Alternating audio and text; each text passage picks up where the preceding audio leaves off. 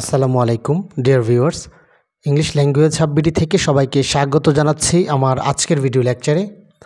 আমার আজকের ভিডিও লেকচারটি হচ্ছে ইংরেজির অত্যন্ত গুরুত্বপূর্ণ একটি টপিক, যেটি হচ্ছে ট্রান্সলেশন।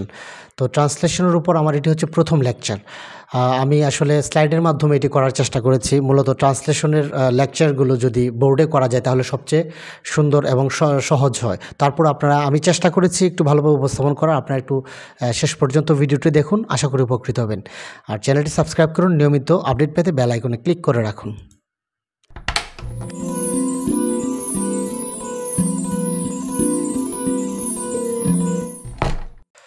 তো ট্রান্সলেট ইনটু ইংলিশ, আমি আজকে যে প্যারাগ্রাফটি ট্রান্সলেশন করব সেটি এখানে দেয়া আছে। তো এক্ষেত্রে প্রথমে যে ব্যাপারটি হচ্ছে যে আমরা আসলে কিভাবে শুরু করব।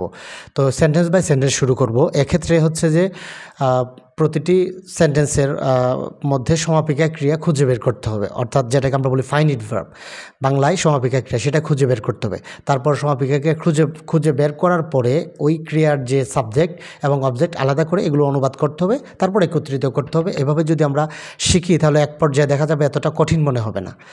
তো চলুন শুরু করি। তো প্রথম বাক্যের ইংরেজি অনুবাদ যেটা হচ্ছে, মূল বাক্য হচ্ছে জন্মদিন একজনের জীবনে একটি স্মরণীয় দিন। তো এখানে প্রথমে আমরা দেখব যে কোনো সমাপিকা ক্রিয়া আছে কিনা। এখানে কোনো সমাপিকা ক্রিয়া নেই। তো আরেকটি কথা মনে রাখতে হবে যে যদি সমাপিকা ক্রিয়া না থাকে তাহলে আমরা মূলত বি ভার্ব ব্যবহার করি টেন্স অনুযায়ী। যদি প্রেজেন্ট টেন্সে হয় এমিজার ব্যবহার করে থাকি। সেন্টেন্সটি এখানে প্রেজেন্ট টেন্সে আছে। তাহলে যে এখানে হচ্ছে প্রথমে একটি স্মরণীয় দিন। তো একটি স্মরণীয় দিন ইংলিশ কি? তো একটি অর্থ হচ্ছে আর স্মরণীয় হচ্ছে মেমোরেবল, আর দিন ইংলিশ হচ্ছে ডে। তার মানে একটি স্মরণীয় দিন হচ্ছে আ মেমোরেবল ডে। তারপর এখানে স্মরণীয় দিন কোনটি? মূলত জন্মদিন বা কি জন্মদিন। সো বার্থডে, জন্মদিন ইংলিশ হচ্ছে বার্থডে। তারপর হচ্ছে একজনের ইংলিশ কি? একজন ইংলিশ হচ্ছে অ্যা পারসন। আর একজন এখানে এর সাথে যখন থাকবে সাধারণত আমরা অফ ব্যবহার করি, অর্থাৎ পজিটিভ বোঝায় তখন আমরা বেসিক্যালি অফ ব্যবহার করে এটা করি। সো একজনের ইংলিশ হচ্ছে অফ এ পারসন। আর জীবন ইংলিশ হচ্ছে লাইফ, আর জীবনে হচ্ছে ইন লাইফ। এক্ষেত্রে জীবন এ যুক্ত আছে, সুতরাং এক্ষেত্রে ইন লাইফ আমরা ব্যবহার করি। তো একজনের জীবন ইংলিশ হচ্ছে in life of a person অথবা in the life of a person. এটা সেন্টেন্স অনুযায়ী আমরা আর্টিকেল দিয়ে ব্যবহার করতে পারি। সো বাক্যটিতে কোনো যেহেতু ক্রিয়া নেই, সুতরাং বাক্যটিকে এভাবে লেখা যায় যে জন্মদিন হলো একজনের জীবনে একটি স্মরণীয় দিন। অর্থাৎ যেহেতু আমরা বি ভার্ব ব্যবহার করব, তাহলে এই হলো হচ্ছে এখানে ভার্বটা। সো বি ভার্বের ইংলিশ হচ্ছে যেমন এম ইজ আর বা ওয়াজ ওয়ার, আমরা হওয়া ইংরেজি ব্যবহার করে থাকি, প্রেজেন্ট টেন্সে এম ইজ আর ব্যবহার করে থাকি। সো পুরোটা হচ্ছে birthday is a memorable day in the life of a person. অর্থাৎ জন্মদিন একজনের জীবনে একটি স্মরণীয় দিন হচ্ছে যে birthday is a memorable day in the life of a person. তারপর দ্বিতীয় বাক্যটি হচ্ছে এদিনে তোমার জন্ম হয়েছিল। তো এখানে ভার্ব আছে কিনা? আছে, জন্ম হওয়া। তো জন্ম হওয়া হচ্ছে যে প্যাসিভ ভয়েস, দেওয়া নয়, জন্ম দেওয়া নয়, এখানে হচ্ছে জন্ম হওয়া। সো প্যাসিভ ভয়েস হচ্ছে বি ভার্ব আসবে এবং মূল ভার্বের পাস্ট পার্টিসিপল ফর্ম হবে। সো আমরা এখানে একটু দেখি, জন্ম হয়েছিল ইংরেজি হচ্ছে ওয়াজ বর্ন, যেহেতু মূল ভার্বের পাস্ট পার্টিসিপল ফর্ম ওয়াজ অথবা ওয়ার বর্ন। এখন সাবজেক্ট অনুযায়ী সেটা আমরা যেটা ব্যবহার করি ওয়াজ অথবা ওয়ার। তো তোমার জন্ম হয়েছিল মানে ইউ ওয়ার বর্ন। ইউ হচ্ছে সেকেন্ড পার্সন, যেহেতু তার সাথে আমরা জানি সবসময় পাস্ট টেন্সে ওয়ার ব্যবহৃত হয়। সো কখন জন্ম হয়েছিল? এদিনে, মানে হচ্ছে এই দিনে। তার মানে হচ্ছে দিস ডে, এই হচ্ছে দিস আর ডে হচ্ছে, আর দিন হচ্ছে ডে। সো তারপর হচ্ছে যে এই দিনে ইংলিশ হচ্ছে অন দিস ডে, কারণ আমরা জানি যে দিনের পূর্বে অন ব্যবহার করা হয়, অন দিস ডে। তারপর পুরোটা একসাথে হবে on this day you were born, অথবা আমরা আরেকভাবে বলতে পারি this is the day when you were born. আবার you were born on this day এভাবেও লেখা যায়। সো দ্বিতীয় বাক্যের অনুবাদ হচ্ছে you were born on this day অথবা on this day you were born. তারপর তৃতীয় বাক্যের অনুবাদ, সারা দুনিয়ার শিশুরা এদিনে মজা করে। সো এখানে ভার্ব কোনটি? ভার্ব হচ্ছে যে মজা করা, অর্থাৎ এখানে ক্রিয়া যেটা সমাপিকা ক্রিয়া আমরা পেয়ে গেছি, মজা করা। তো মজা করা ইংলিশ হচ্ছে যে মেক ফান অথবা হ্যাভ ফান। সো কারা মজা করে? শিশুরা। তো শিশুরা ইংরেজি হচ্ছে চিলড্রেন। তো শিশুরা ইংরেজি হচ্ছে চিলড্রেন, শিশুরা মজা করে, চিলড্রেন হ্যাভ ফান। তো কোথাকার শিশুরা? সারা দুনিয়ার। তো সারা দুনিয়ার ইংরেজি কি? The whole world. সারা দুনিয়া ইংরেজি হচ্ছে হোল ওয়ার্ল্ড, কিন্তু বলা হয়েছে সারা দুনিয়ার। তো সারা দুনিয়ার ইংরেজি হচ্ছে যে অফ দ্য হোল ওয়ার্ল্ড। আমরা বলছিলাম যে এর বা থাকলে বা র থাকলে সেটাকে অফ ব্যবহার করি আমরা। তো সারা দুনিয়ার ইংরেজি হচ্ছে অফ দ্য হোল ওয়ার্ল্ড। কখন মজা করে? এদিনে, অর্থাৎ অন দিস ডে। যেহেতু ডে আছে তার পূর্বে অন ব্যবহার করতে হবে। সো পুরোটা একসাথে যদি বলি, সারা দুনিয়ার শিশুরা এদিনে মজা করে, on this day children of the whole world make fun অথবা হ্যাভ ফান। অথবা এভাবে বলা যায় যে children around the world have fun on this day, অথবা children all over the world make fun on this day. অর্থাৎ এইভাবে যদি আমরা ভেঙে ভেঙে করি তাহলে আমাদেরকে ট্রান্সলেশন শেখা আমাদের খুব কঠিন হবে না। তারপর চতুর্থ বাক্যের অনুবাদ। মূল বাক্যটি হচ্ছে বাবা মায়েরা এদিনে অন্য শিশুদের আসতে এবং অনুষ্ঠান করতে বলে। তো এখানে এক সমাপিকা ক্রিয়া কি? বলা। সমাপিকা ক্রিয়া হচ্ছে বলা। তো বলা ইংরেজি কি? বলা ইংরেজি হচ্ছে যে টেল অথবা আস্ক। তো এখানে আস্ক অর্থ হচ্ছে মূলত কোনো কিছু করতে বলা। তারপর কারা বলে? বাবা মায়েরা। বাবা মায়েরা ইংরেজি কি? মানে প্যারেন্টস। বাবা মায়েরা ইংরেজি হচ্ছে প্যারেন্টস।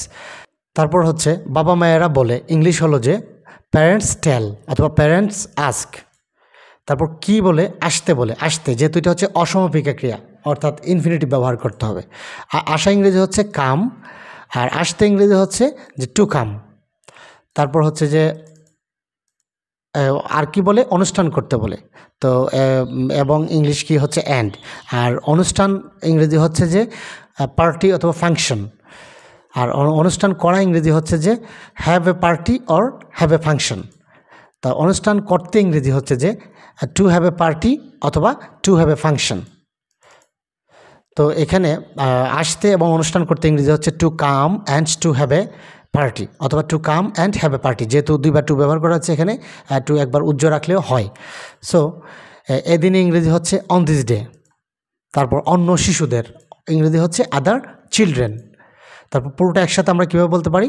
প্যারেন্টস টেল অথবা ask other children to come and have a party on this day. So বাবা মায়েরা এদিনে অন্য শিশুদের আসতে এবং অনুষ্ঠান করতে বলে। এক্ষেত্রে বলা হচ্ছে ভার্ব। সো আস্ক অথবা টেল। কারা বলে? বাবা মায়েরা, তার মানে প্যারেন্টস।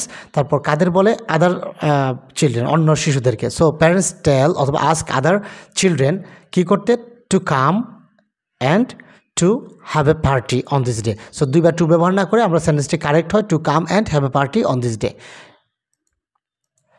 তো পঞ্চম বাক্যের ইংরেজি অনুবাদ। মূল বাক্য হচ্ছে তারা নতুন জামা কাপড় পরে, গান গায়, খেলাধুলা করে এবং নানাভাবে দিনটি উপভোগ করে। তো এখানে মূলত ভার্ব অনেকগুলো আছে, যেমন জামা কাপড় পরে একটা ভার্ব, তারপর গান গায় আরেকটা ভার্ব, খেলাধুলা করে আরেকটা ভার্ব, তো এবং নানাভাবে দিনটি উপভোগ করে আরেকটা ভার্ব। এখানে মূলত বেশ কয়েকটি ভার্ব একসাথে, মানে সমাপিকা ক্রিয়া একসাথে করা হয়েছে। তো এখানে বাক্যের সমাপিকা ক্রিয়া হচ্ছে পরে, গায়, খেলাধুলা করে এবং উপভোগ করে। তো এখানে পরে ইংলিশ হচ্ছে ওয়্যার। পরে ইংরেজি হচ্ছে ওয়্যার, মানে পরিধান করা। তারপর কি পরে? নতুন জামা কাপড়, ইংলিশ কি? New clothes. তারপর হচ্ছে কারা পরে? তারা ইংরেজি হচ্ছে কি? দে। তারপর তারা নতুন জামা কাপড় পরে ইংরেজি কি হচ্ছে? They wear new clothes. তারপর তারা আর কি করে? গান গায়। তার মানে হচ্ছে গান ইংরেজি হচ্ছে সং, আর গায় ইংরেজি হচ্ছে গাওয়া ইংরেজি হচ্ছে সিং। সো তারা গান গায় ইংরেজি হচ্ছে দে সিং সংস। তারপর তারা আর কি করে? খেলাধুলা করে। খেলাধুলা করে ইংরেজি হচ্ছে প্লে গেমস। আর এবং দিনটি নানাভাবে উপভোগ করে, উপভোগ করা ইংরেজি হচ্ছে এনজয়। আর কি উপভোগ করে? দিনটি, তার মানে হচ্ছে দ্য ডে। তারপর কীভাবে উপভোগ করে? নানাভাবে। নানা মানে হচ্ছে বিভিন্ন আর কি। তো নানা ইংরেজি হচ্ছে ডিফারেন্ট। তারপর হচ্ছে যে ভাবে বা উপায়ে হচ্ছে ইন ওয়ে। তো নানাভাবে ইংলিশ হচ্ছে যে ইন ডিফারেন্ট ওয়েস। আর পুরোটা একসাথে করলে আমাদের এখন হবে কি? They wear new clothes, they sing songs, they play games and they enjoy the day in different ways. তো এখানে দে হচ্ছে কমন। সো একটা দে রেখে বাকিগুলো যদি ব্যবহার করি তাহলে সেন্টেন্সটিকে আমরা এইভাবে লিখতে পারি যে তারা, মূল সেন্টেন্স হচ্ছে তারা নতুন জামা কাপড় পরে, গান গায়, খেলাধুলা করে এবং নানাভাবে দিনটি উপভোগ করে। সুতরাং এটা ট্রান্সলেশন হচ্ছে they wear new clothes, sing songs, play games and enjoy the day in different ways. তো এখানে দে থাকাতে এখানে ওয়্যার হয়েছে, ভার্বের সাথে এস বাই এস হয় না, অর্থাৎ প্রেজেন্ট টেন্সে। তারপর দে থাকাতে সিং হয়েছে, প্লে হয়েছে, এনজয় হয়েছে। সো পুরো সেন্টেন্সটি আমি এখানে আবার পুরো প্যারাগ্রাফটি এখানে দিলাম। প্যারাগ্রাফটির অনুবাদ হচ্ছে যে জন্মদিন একজনের জীবনে একটি স্মরণীয় দিন। So birthday is a memorable day in the life of a person. এদিনে তোমার জন্ম হয়েছিল। You are born on this day, যেহেতু পাস্ট টেন্সে এই জন্য ওয়ার ব্যবহার করা হয়েছে। তারপর হচ্ছে সারা দুনিয়ার শিশুরা এদিনে মজা করে। On this day children of the whole world make, অথবা হ্যাভ ফান, অথবা আমরা বলতে পারি on this day children around the world make fun or have fun. তারপর হচ্ছে বাবা মায়েরা এদিনে অন্য শিশুদের আসতে এবং অনুষ্ঠান করতে বলে। প্যারেন্টস টেল, বাবা মায়েরা বলে, কি বলে, কাদেরকে বলে, other children to come and have a party on this day. তারা নতুন জামা কাপড় পরে, গান গায়, খেলাধুলা করে এবং নানাভাবে দিনটি উপভোগ করে। সো এখানে বেশ কয়েকটি সমাপিকা ক্রিয়া দেওয়া হয়েছে। They wear new clothes, sing songs, play games and enjoy the day in different ways. So viewers, thank you for watching this video. আশা করি এই ভিডিও থেকে আপনারা কিছুটা হলেও উপকৃত হবেন। আর যদি উপকৃত হয়ে থাকেন তাহলে একটি লাইক দিন। আর যদি কোনো প্রশ্ন থাকে সেটা কমেন্ট সেকশনে জানান। আর শেয়ারের মাধ্যমে অন্যদের দেখার সুযোগ করে দিবেন।